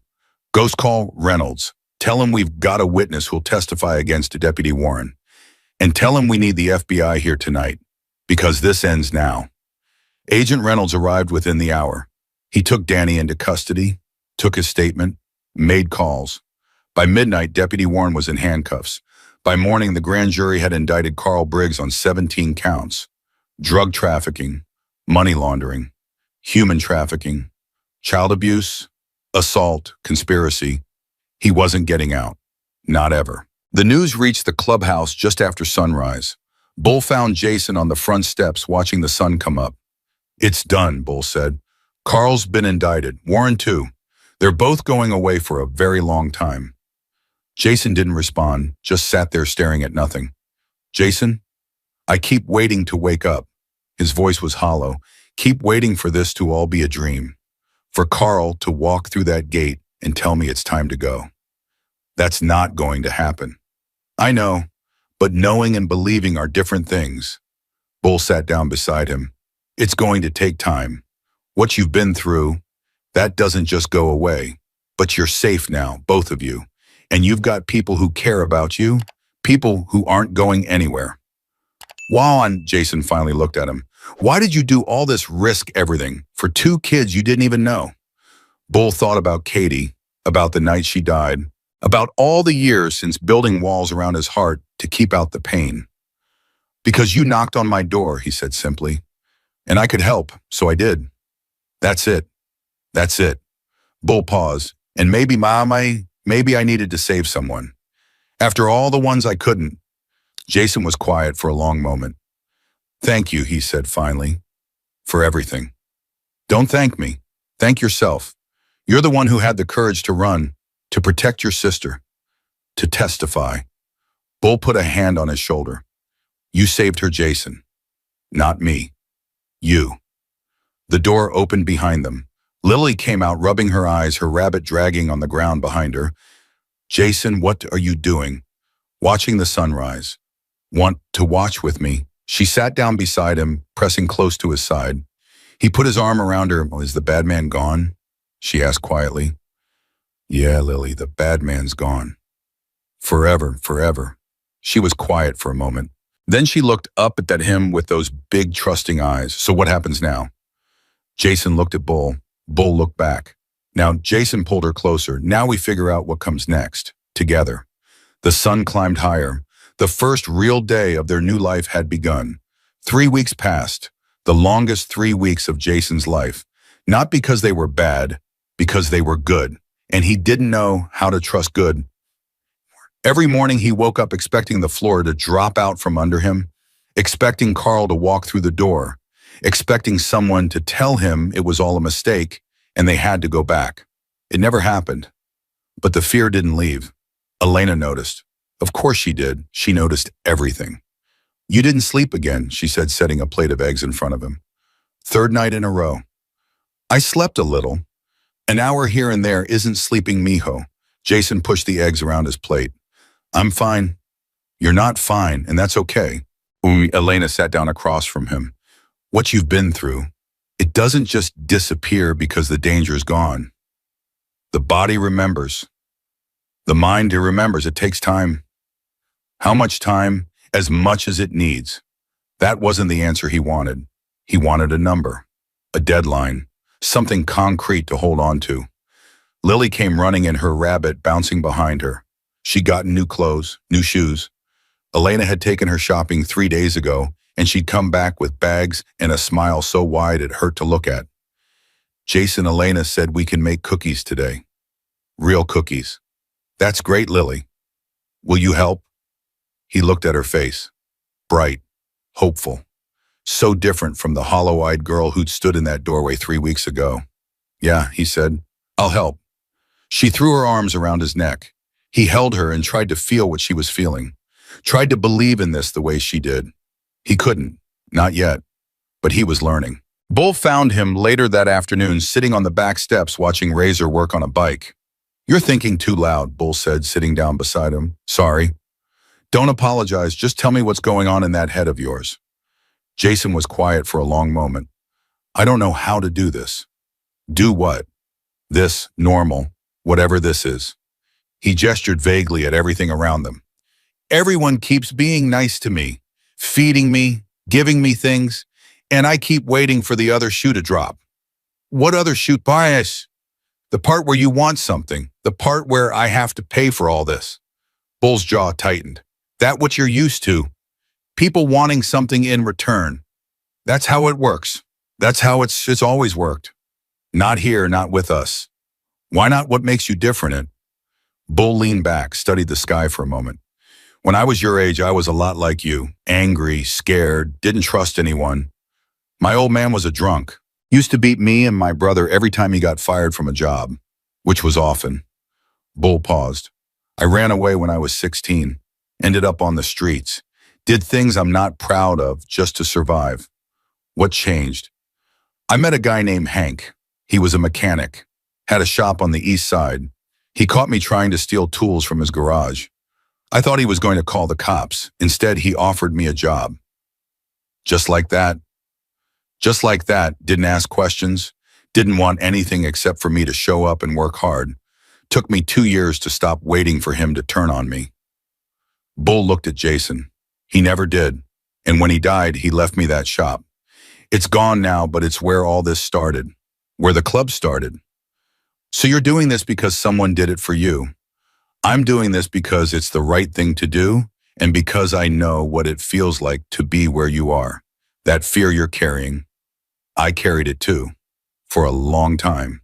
And does it ever go away? It gets quieter. You learn to live with it, and eventually you learn to trust again. Bull stood. Come on, Ghost wants to show you something. They walked to the garage where Ghost was waiting with a tool belt and a set of wrenches. Time for your first lesson, Ghost said. Lesson in what? Fixing things. Ghost nodded toward a bike in the corner. Old, rusted, barely recognizable as a motorcycle. That's yours, if you can get it running. Jason stared at him. Mine? Every member needs a bike. You're not a member yet, but consider this your application. I don't know anything about motorcycles. That's why I'm going to teach you. Ghost handed him the tool belt. Start with the basics. Take the engine apart. Clean every piece. Put it back together. I'll show you what goes where. Jason took the belt. It was heavier than he expected. Why are you doing this? Ghost's expression didn't change. Because you need something to focus on. Something that's yours. Something you can build with your own hands. He paused. And because I know what it's like to have nothing, this gives you something. Jason looked at the bike. Rusty, broken, forgotten, like him. Okay, he said. Show me what to do. The days started to blur together. Mornings with Elena, afternoons with Ghost, evenings watching Lily laugh and play like a normal kid for the first time in years. Sandra, the CPS caseworker, came by twice a week. She was younger than Jason expected. Kind eyes, patient voice. She asked questions but didn't push. Listened more than she talked. You're doing well, she said during her third visit. Both of you, better than I expected, honestly. What did you expect? Honestly, I expected trauma responses, nightmares, behavioral issues, the usual signs of kids who've been through what you've been through. Lily has nightmares sometimes. That's normal. It would be strange if she didn't. Sandra paused. What about you? Jason shrugged. I'm fine. You keep saying that, but fine isn't an answer. It's a wall. He looked at her, really looked. Something in her eyes told him she'd seen through the walls like his before. I don't sleep much, he admitted. Every time I close my eyes, I'm back there, waiting for him to come home, waiting for the next bad thing. That's PTSD, post-traumatic stress. It's treatable. I'm not crazy. I didn't say you were. PTSD doesn't mean you're crazy. It means your brain is trying to protect you from something that isn't there anymore. It's a survival mechanism. Sandra leaned forward. There are people who can help, therapists who specialize in trauma. Would you be willing to talk to someone? Jason's first instinct was to say no. Therapy was for weak people, for people who couldn't handle their own problems. But then he thought about the sleepless nights, the fear that never left, the way his heart raced every time a car pulled up to the gate. Maybe, he said. Well, think about it. That's all I'm asking. That night, Lily had another nightmare. Jason heard her crying and was in her room before his brain caught up with his body. She was tangled in the blankets, tears streaming down her face, calling his name. I'm here. He sat on the edge of her bed, pulled her into his arms. I'm right here. He was coming, she sobbed. He was coming to get me, and I couldn't run. My legs wouldn't work. It was just a dream. He's not coming. He can't hurt you anymore. But what if he does? What if he gets out? What if he's not getting out? The police have him. He's going to be in prison for a very long time. Promise? I promise. She clung to him until the shaking stopped, until her breathing slowed, until her eyes grew heavy again. Will you stay? She whispered. Yeah, I'll stay. He lay down beside her, his back against the wall, one hand resting on her shoulder. She fell asleep almost immediately. Jason didn't. He stared at the ceiling and thought about what Sandra had said. Maybe he did need help. Maybe this wasn't something he could fix on his own. The thought scared him, but not as much as the thought of feeling this way forever. The next morning, he found Elena in the kitchen. I want to see a therapist, he said, just like that. No preamble, no explanation. Elena didn't look surprised. I'll make some calls. You're not going to ask why. I don't need to. You wouldn't be asking if you didn't need it. She set down the coffee pot and looked at him. I'm proud of you, mijo. For what? For asking for help. That's the hardest part. Her first appointment was scheduled for the following Tuesday. A woman named Dr. Patricia Webb. Sandra had recommended her. Said she was the best. The drive there was quiet. Elena took him. Bull offered, but Jason said he needed to do this with someone softer. Bull understood. Dr. Webb's office was in a small building on the edge of town. Nothing fancy. Plants in the windows. Soft lighting. She met him at the door. 50-something. Gray hair. Warm smile that didn't feel forced. Jason, thanks for coming. Want some water? Sure. They sat in her office. Comfortable chairs. No couch. Jason had expected a couch for some reason. So, Dr. Webb said, where do you want to start? I don't know. I've never done this before. That's okay. There's no right way. We can talk about whatever you want, or we can sit in silence. It's your time. Jason fidgeted with his hands. I don't sleep, like at all. And when I do, I have nightmares. And even when nothing's wrong, I feel like something's about to go wrong, like I'm always waiting for the next bad thing. That sounds exhausting. It is. Tell me about the nightmares. What happens in them? Jason didn't want to answer. The words felt stuck in his throat. But something about the way she looked at him, patient understanding, not judging, made it easier. It's always the same. I'm back at Carl's trailer. Lily's screaming. I can hear her, but I can't find her. I'm running through the halls, and every door I open is wrong. And then I find her. And it's too late. He's already... He couldn't finish. You feel responsible for her, Dr. Webb said. Not a question. I am responsible for her. I've been responsible for her since I was 12. That's a lot of weight for a 12-year-old to carry. Someone had to. I know, and you did. You protected her. You got her out. You saved her. Dr. Webb leaned forward. But Jason, you're 15. You shouldn't have had to do any of that. The adults in your life failed you. Both of you. That's not your fault. It doesn't feel that way. I know, that's what we're going to work on. Jason left the appointment feeling wrung out, like someone had reached inside him and twisted everything loose, but also strangely lighter. How was it? Elena asked in the car. Hard, but good, I think. I don't know. Progress isn't always comfortable, but it is still progress. Weeks turned into a month, then 2. Jason kept seeing Webb. Twice a week at first, then once a week. The nightmares didn't stop, but they came less often. The fear didn't disappear, but it got quieter. Just like Bull had said, he worked on the bike every day. Ghost was patient, methodical, taught him everything. How to take apart an engine, how to clean a carburetor, how to identify worn parts and replace them. The bike started to look like something, not pretty, not yet, but functional, real. You're a natural, Ghost said one afternoon watching Jason reassemble the transmission. I've had a good teacher. Nah, this is all you. The hands, the patience, that can't be taught. Jason wiped grease on his jeans and looked at what he'd built. Something swelled in his chest. Pride, maybe. He wasn't sure. It had been so long since he'd felt it. Ghost? Yeah. Why'd you stay with the club, after everything? Ghost was quiet for a moment. Same reason you're still here. Found something worth staying for. What was that? Family, the real kind, the kind that doesn't hurt you. Ghost handed him a wrench. Now finish that transmission. We've got work to do. Lily was thriving. There was no other word for it. She'd started school again. A small private school Sandra had found, one that specialized in kids with difficult backgrounds. She'd been nervous the first day, clung to Jason until he literally had to peel her fingers off his arm. But she came home smiling, talking about art class and a girl named Sophie who liked the same books she did. Jason, look. She held up a drawing. A motorcycle, red and black, with a dragon painted on the side. Is that my bike? It's going to be your bike when you finish it. I like the dragon. I thought you would. She grinned. Elena says I have artistic talent. Elena's right. The drawing went on the fridge, right next to the grocery list, in a photo of Rico that Elena kept there.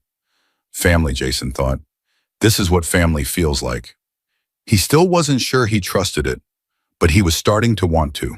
The trial date was set for 3 months out. Carl Briggs would face 17 federal counts. Deputy Warren would be tried separately on corruption charges. Margaret came by regularly with updates. The case was solid. Multiple witnesses, physical evidence, Carl's own financial records. He's going away for life, Margaret said. Maybe longer. There's something longer than life. Multiple life sentences, consecutive. He won't see daylight again. Jason should have felt relieved. He did mostly. But there was something else too. A cold knot in his stomach that wouldn't go away. I have to testify, he said. Don't I? Yes. Both trials. I'm sorry, Jason. I know it's not easy. Will he be there in the courtroom? Yes, the knot tightened. You won't be alone, Margaret said. I'll be there. Bull will be there. Everyone who cares about you will be there. And you'll have a screen separating you from the defendants. You won't have to look at him if you don't want to. But he'll be looking at me. Yes, he will. Jason nodded. He'd known this was coming. Had known since the day he first talked to Agent Reynolds. But knowing and facing were different things. I can do it, he said, more to himself than to Margaret. I have to. You don't have to do anything if you can't. No, those girls, the ones Carl hurt, the ones who disappeared. Jason's voice hardened. They can't speak for themselves. So I have to speak for them. Margaret's eyes softened. You're a brave young man, Jason Cole. I'm not brave. I'm just doing what needs to be done. That's the same thing. Bull found him that night sitting in the garage staring at the bike. Heard about the trial. News travels fast. Small community. Bull sat down on an overturned crate. How are you feeling? Scared, angry, everything. That's normal. Is it normal to want to run to grab Lily and disappear and never look back? That's normal too, but you're not going to do it. How do you know? Because you're still here, because you keep showing up. Because every time life gives you a reason to quit, you don't. Jason picked up a wrench, turned it over in his hands. What if I mess up? What if I get on that stand and freeze? What if Carl walks free because I couldn't? Stop. Bull's voice was firm. You're not going to freeze. You're not going to mess up. And Carl is not walking free, not with the evidence they have. Your testimony is important, but it's not everything. Then why does it feel like everything? Because you care. Because you want to do right by those girls. By Lily. By yourself. Bull leaned forward. That's exactly what makes you the right person to do this. Jason set down the wrench. I'm tired, Bull. I'm so tired of fighting. I know, but this is the last fight. After this, it's over. Really over. And then you can rest. You promise, Bull put a hand on his shoulder. I promise. Jason wanted to believe him, wanted it more than anything. So he chose to. The night before the trial, Jason couldn't sleep. He sat by Lily's bed watching her breathe. Peaceful, safe, everything he'd fought for. Tomorrow he would walk into a courtroom, sit in front of a jury, tell strangers the worst moments of his life.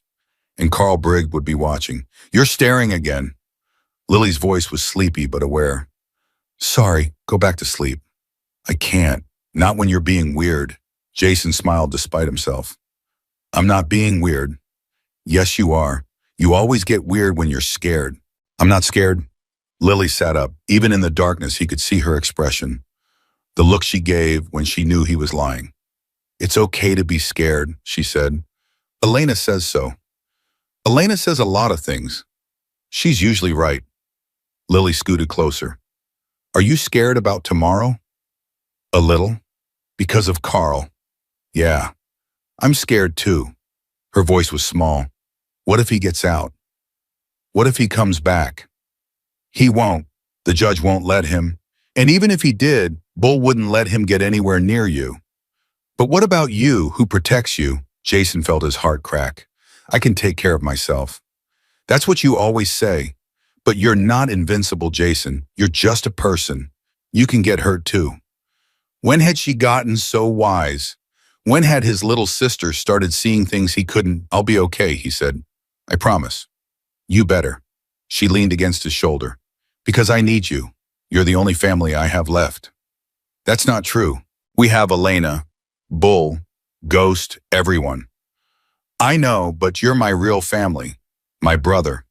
Nothing changes that. Jason pulled her close. Nothing ever will.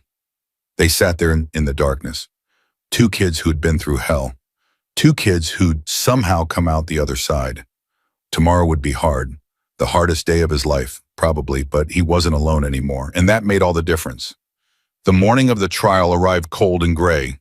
Jason stood in front of the mirror, fumbling with a tie he didn't know how to knot. His hands were shaking. They hadn't stopped shaking since he woke up at 4 a.m., drenched in sweat from dreams he couldn't remember. Bull appeared in the doorway.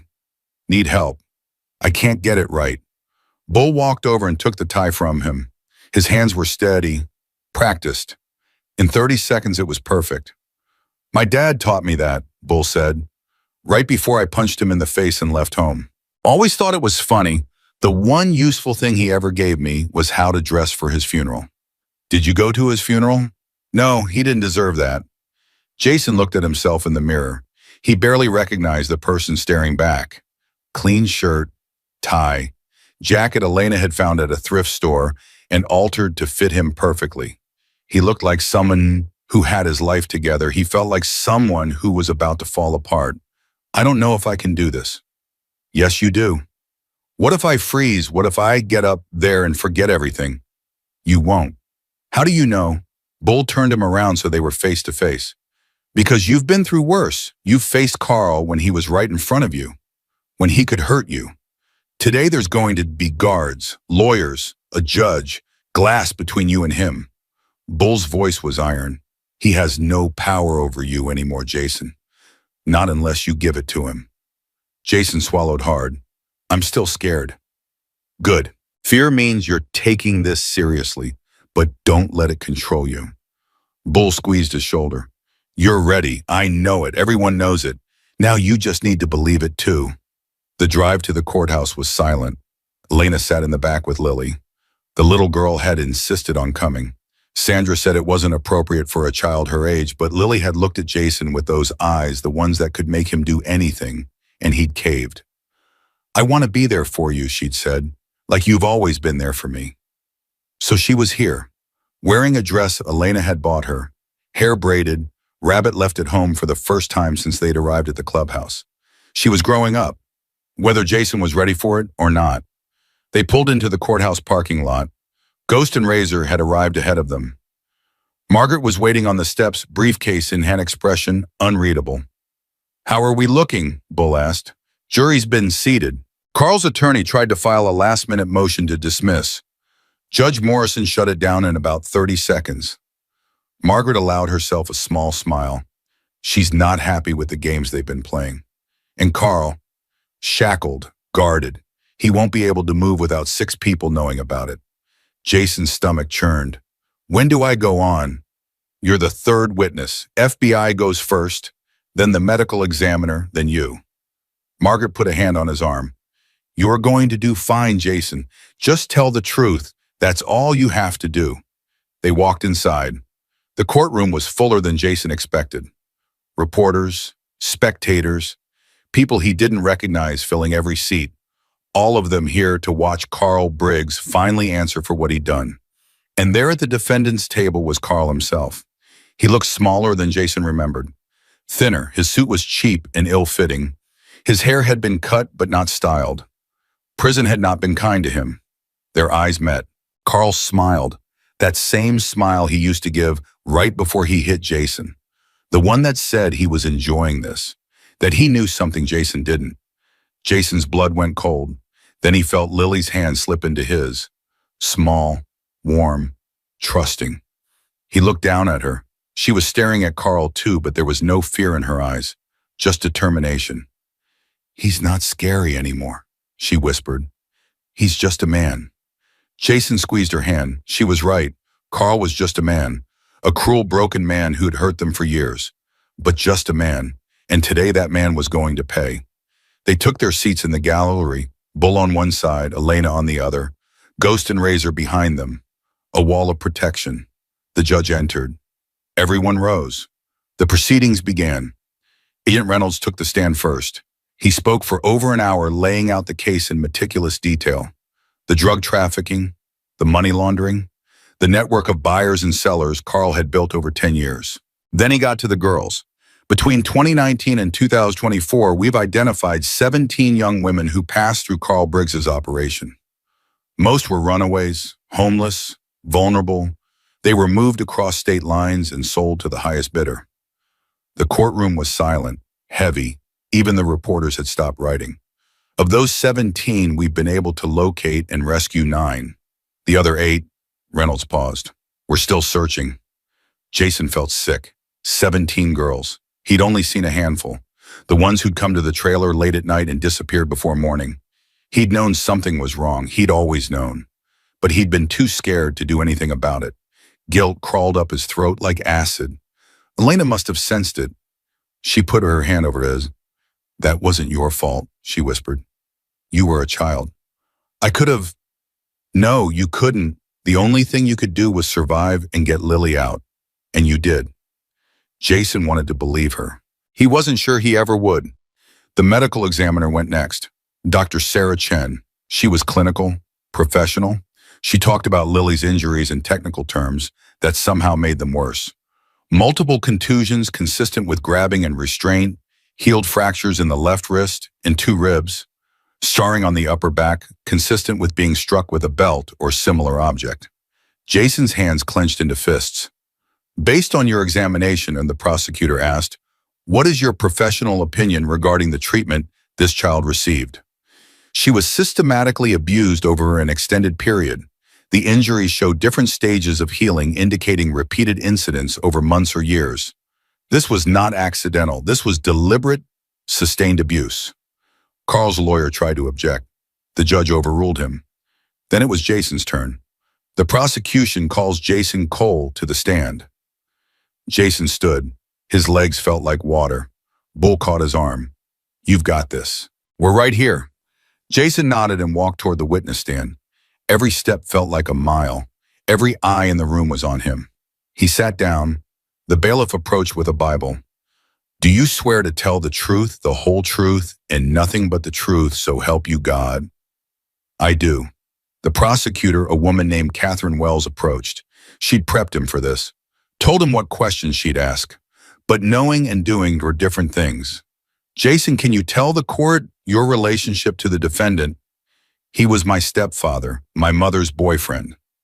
When did he come into your life? 2 weeks after my mother died, about 14 months ago. And what happened after he arrived? Jason took a breath. This was it. The story he'd told a dozen times into lawyers and agents and doctors, but never like this, never with Carl watching. At first it seemed okay. He paid the rent, bought groceries, let us stay in school. Jason paused. Then it changed. Changed how?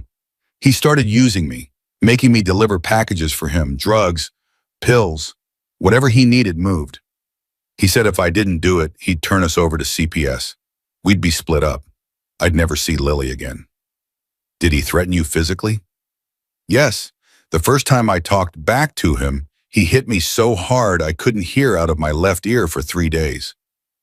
Murmurs rippled through the courtroom. The judge called for order. And these deliveries, how often did you make them? 2 or 3 times a week, sometimes more. Did you ever get caught? Once, Deputy Warren picked me up.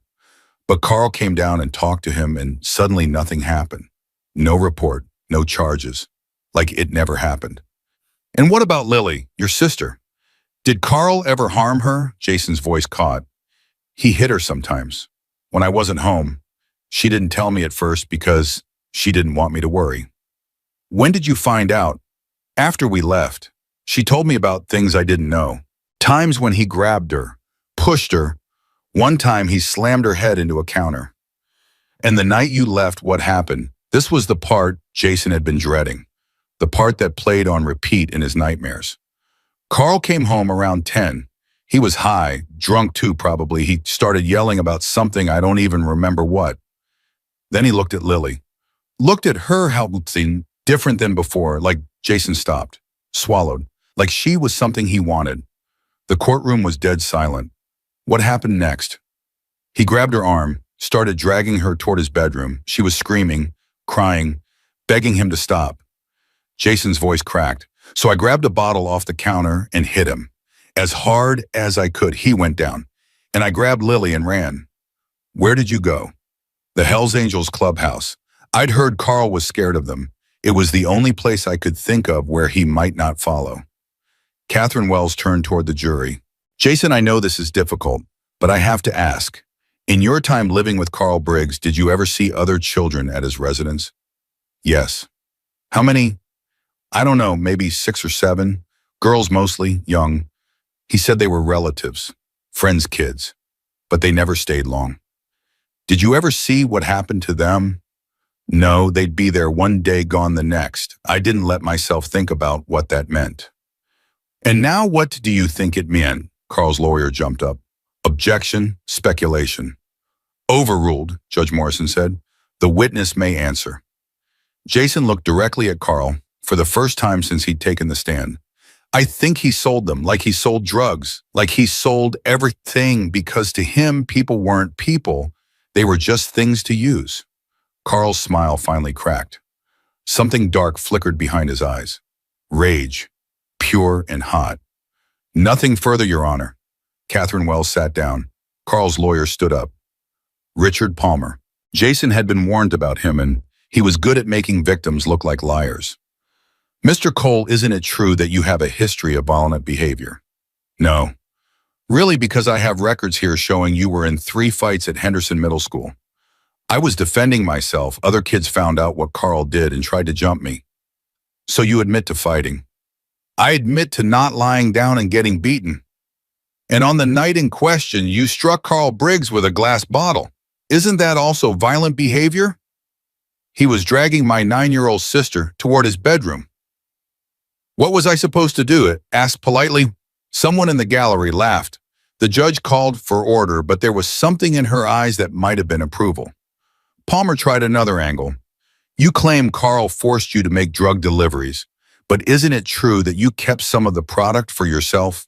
No. You never used drugs. Never.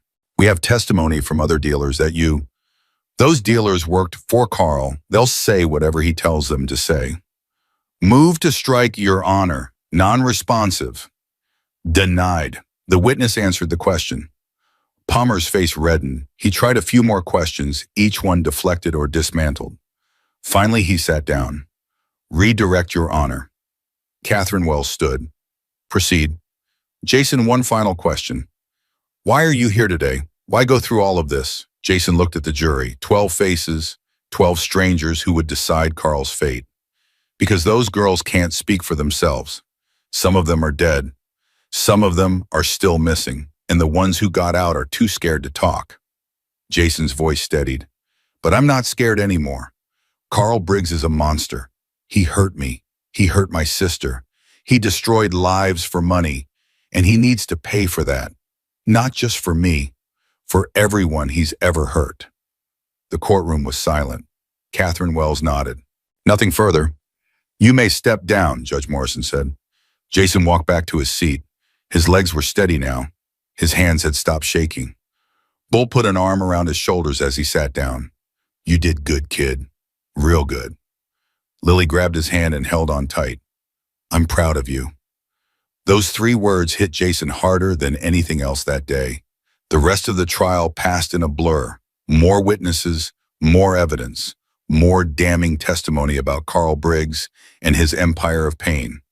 Carl took the stand in his own defense. It was a disaster. He tried to play the victim, the misunderstood man who'd only wanted to help 2 orphaned kids. But Catherine Wells tore him apart on cross-examination. Mr. Briggs, you claim you never harmed these children, but we have medical records showing multiple injuries consistent with abuse. Kids get hurt, they roughhouse. Finger-shaped bruises. A fractured wrist, a child's head slammed into a counter. She fell. She fell multiple times over multiple months with injuries that a licensed medical examiner has testified were deliberately inflicted. Carl had no answer. His lawyer called for a recess. The judge granted it. During the break, Jason sat on a bench outside the courtroom. Elena had taken Lily to get something to eat. Ghost stood guard nearby. Bull sat down beside him. How are you holding up? I don't know. Better than I expected, I guess. The hard part's over. Now we wait. What if they don't convict? They'll convict. You can't know that? No, but I can believe it, and so can you. Bull leaned back. Whatever happens in that room, Jason, you've already won. You got Lily out. You survived. You stood up and told the truth in front of the whole world. That's more than most people ever do. It doesn't feel like winning. It never does. Not right away. But one day you'll look back on this and realize it was the moment everything changed. The jury deliberated for 6 hours. 6 hours of waiting, pacing, checking phones, jumping every time a door opened. Lily fell asleep against Elena's shoulder. Jason couldn't sit still. He walked the halls of the courthouse until his feet hurt, then walked some more. Finally, the call came. The jury had reached a verdict. They filed back into the courtroom. Jason's heart was pounding, so hard he could barely hear. The judge took her seat. Has the jury reached a verdict? The foreman stood, an older man with gray hair and tired eyes. We have your honor. On the count of drug trafficking in the first degree, how do you find he guilty? On the count of money laundering, how do you find a guilty? On the count of human trafficking of minors, how do you find the foreman paused just for a moment? But it felt like forever. Guilty. The courtroom erupted. Reporters shouted questions. Spectators gasped and murmured. Carl's lawyer slumped in his chair. And Carl just sat there, staring, his face blank, like he couldn't comprehend what was happening. On the count of child abuse in the first degree, how do you find guilty? On the count of conspiracy to commit human trafficking, guilty. On and on it went. 17 counts, 17 guilty verdicts. When it was finally over, Judge Morrison turned to Carl. Mr. Briggs, you have been found guilty on all counts. Sentencing will take place in 30 days, but I want to make one thing clear. Her voice was steel. You are a predator. You preyed on the vulnerable, the desperate, the innocent. And you did it for money, for power, for your own twisted satisfaction. She leaned forward. The state of Nevada will be seeking multiple consecutive life sentences. I intend to grant that request. Carl's eyes finally showed something. Fear, raw and real. Do you have anything to say? Carl looked at Jason, at Lily, at the people who'd finally brought him down. This isn't over, he said. You think you've won? You haven't won anything. I'll get out. I'll get him out of my courtroom. The judge's voice was ice. The bailiffs grabbed Carl. He struggled, screamed, threatened, but they dragged him out anyway. The last thing Jason heard was Carl's voice echoing down the hallway. This isn't over, but it was. It was finally over. Jason stood there stunned. Lily was hugging him. Elena was crying. Bull was shaking hands with Margaret. Ghost and Razor were grinning like they'd just won the lottery. It didn't feel real. None of it felt real. Jason, Bull's voice cut through the noise. You did it. You actually did it. We did it, all of us. Bull shook his head. No, this was you. Your courage, your testimony. You brought him down. Jason didn't know what to say, so he just stood there, letting Lily cling to him, letting the reality slowly sink in. Carl Briggs was going to prison. For life. He could never hurt them again. 3 months later, the clubhouse threw a party. Not a big one, just family. Elena cooked enough food for an army.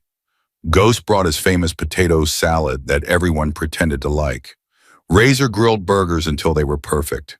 And in the middle of it all, Jason unveiled his bike. It had taken him 3 months of work, late nights, bloody knuckles, endless frustration. But he'd done it. The bike gleamed in the afternoon sun, black and chrome with a custom paint job Ghost had helped him design. And on the gas tank painted in brilliant red was a dragon, Lily's dragon. It's perfect, Lily breathed. It's absolutely perfect. Couldn't have done it without you. Jason ruffled her hair. Your drawing, remember, but you built it. We both did, in our own way. Bull walked over, a beer in his hand and something else tucked under his arm. A leather vest. What's that? Jason asked. Something you have earned. Bull held it out. It was a cut. a Prospects cut, the Hells Angels logo on the back, and on the front a single patch, Prospect. Jason stared at it. I'm 15. I know, can't officially join until you're 18, but this makes it official you're one of us, your family. Bull's voice was thick. And when you turn 18, if you still want it, full patch will be waiting. Jason took the vest. It was heavier than he expected, but not in a bad way. It felt like responsibility, like belonging. I don't know what to say. Say you'll try it on. Jason slipped it over his shoulders. It fit perfectly. Lily clapped her hands. You look like a real biker. I feel like one. Jason looked at Bull, at Ghost, at Razor and Elena, and everyone who'd saved his life. Thank you for everything. I don't know where we'd be without you. You'd be surviving, Bull said. That's what you do. You survive. We just gave you a better place to do it. That night after the party wound down, Jason found himself on the roof of the clubhouse. It had become his spot, the place he went when he needed to think, to breathe, to remember how far he'd come. Bull found him there, of course. He always did. Can't sleep. Don't want to. Not yet. Jason looked up at the stars. I used to hate nights. Every time the sun went down, I'd think, what's he going to do tonight? What's going to happen? Now it's just quiet, and I don't know what to do with quiet. You learn to appreciate it. Is that what you did? Eventually, took a long time. Bull sat down beside him. The nightmares stop, not all at once, but they fade. And one day you realize you went a whole week without thinking about the bad stuff. I'm still waiting for that day. It'll come. Trust the process. They sat in silence for a while. Comfortable. Easy. Bull. Yeah. What happens now? What do you mean? I mean, the trial's over. Carl's gone. We're safe. Jason paused. So what's next? Bull considered the question. Whatever you want. You can stay here as long as you want. Finish school, learn the trade, build a life. He looked at Jason. Or you can go, find your own path. We won't stop you. You'd let me leave. Family doesn't hold you captive, it sets you free. Bull's voice was soft, but for what it's worth, I hope you stay. Both of you. This place is better with you in it. Jason thought about everything he'd been through. The beatings, the fear, the endless nights of wondering if tomorrow would be worse. And then he thought about everything he had now, a home, a family, people who cared about him not because they had to, but because they chose to. I'm staying, he said. This is home now? Good. Bull stood. Now get some sleep. Ghost wants you in the garage at 7. That bike needs a tune-up before you can actually ride it. 7? That's brutal. Welcome to the club. Bull smiled and disappeared through the roof hatch. Jason stayed a few more minutes, looking at the stars, breathing in the cool night air. He thought about his mother, about the life she'd had before everything went wrong, about the version of her that used to make pancakes on Saturday mornings and sing songs in the car. He hoped she was at peace now, wherever she was, and he hoped she could see him, see Lily, see what they'd become. We made it, Mom, he whispered into the darkness. We actually made it. A breeze stirred, light and warm despite the season. Maybe she heard, maybe she didn't, but Jason chose to believe she did. 1 year later, Jason turned 16. The club threw him another party, bigger this time. More people, more food. A cake Elena had spent 2 days making. Lily had grown 3 inches. She was in 5th grade now, top of her class, had more friends than she knew what to do with. Still carried that rabbit everywhere. But now it was nostalgia, not survival. Jason had changed too. Taller, broader. The scars were still there, visible and invisible, but they'd faded. He smiled more, laughed more, slept through most nights without nightmares. He'd started high school in the fall, made the honor roll by spring, even joined a club, automotive, obviously. Ghost joked that he was already better than half the certified mechanics in town. Dr. Webb had cut their sessions to once a month. Not because you don't need support, she'd said, but because you've learned to support yourself. The bike, his bike, sat in the garage gleaming. He'd ridden it twice now, short trips around the block, with Ghost watching like a nervous parent. But soon he'd get his license. Soon he'd ride for real. The party was winding down when Bull found him. "Got something for you." Bull held out an envelope. "Was going to wait, but seems right to do it now." Jason opened it. Inside was a certificate. Official. Legal. "This is adoption papers. Elena filed them 6 months ago. It's official now. You and Lily are legally hers." Bull's voice was rough. "And by extension, you're legally ours. Family. For real." Jason stared at the paper. His name. Lily's name. Elena's signature. A judge's seal. I didn't know she wanted to surprise you." "We all did." Jason's vision blurred. He wiped his eyes fast, but there was no hiding it. "I never had a real family before," he said. "Not really. Mom tried, but she was so broken. And Carl was never family. He was just a monster wearing a human face." "I know. But this," Jason held up the paper, "this is real. This means something. It means everything." Bull put a hand on his shoulder. "You're not alone anymore, Jason. You haven't been for a long time, but now it's official. No one can take that away." Jason looked across the yard. Elena was sitting with Lily, teaching her how to braid hair. Ghost was arguing with Razor about the best way to season a steak. Members and their families were scattered everywhere, laughing and talking and living. His family, his people, his home. "Thank you," Jason said, "for all of it, for opening that door, for taking a chance on 2 kids you didn't know." "We knew enough," Bull smiled. "We knew you were worth saving, both of you." How could you know that?" Bull was quiet for a moment. "Because I was you once, scared, alone, convinced I wasn't worth anything. And then someone opened a door for me." His voice softened. "It's not about knowing, Jason. It's about choosing. Choosing to help, choosing to care, choosing to believe that people can heal, can grow, can become more than their worst moments. And what if you're wrong? Then you try again, with the next person, and the next." Bull's eyes were steady. "But I wasn't wrong about you. I knew it from the moment you said those words. I'm not asking for me. I'm scared for her. That's who you are. That's who you've always been." Jason thought about that night, the rain, the fear, the desperate hope that someone somewhere would help.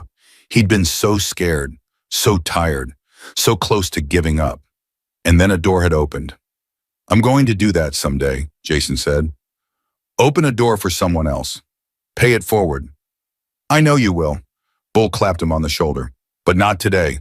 Today's your birthday, so go eat some cake, play with your sister, and just be a kid for once." Jason laughed. It came easy now, natural. "Okay, but tomorrow. Tomorrow you're back in the garage at 7. That's still brutal. That's still the jump." But they were both smiling. Jason walked back to the party. Lily saw him coming and launched herself at him, nearly knocking him over. "Did you see the cake? Elena put a motorcycle on it, a real motorcycle made of frosting." "I saw. Can we cut it now, please?" "Yeah, let's cut it." They walked together toward the table where Elena was waiting, knife in hand, that warm smile on her face. Jason looked around one more time. At the clubhouse, at the bikes, at the people who had become his family. 1 year ago, he'd been a scared kid with nothing but a broken sister and a prayer. Now he was home. And for the first time in his life, Jason Cole knew exactly where he belonged. The Hells Angels weren't looking to be heroes. They were just people who saw someone in need and chose to act. And sometimes that's all it takes. Sometimes the family that saves us isn't the one we're born into. It's the one that chooses us back. Jason gave everything to protect Lily. And in return, he found something he'd stopped believing existed: a place to belong, people who cared, and a future worth living for. One knock on a door at midnight. That's all it took to change everything.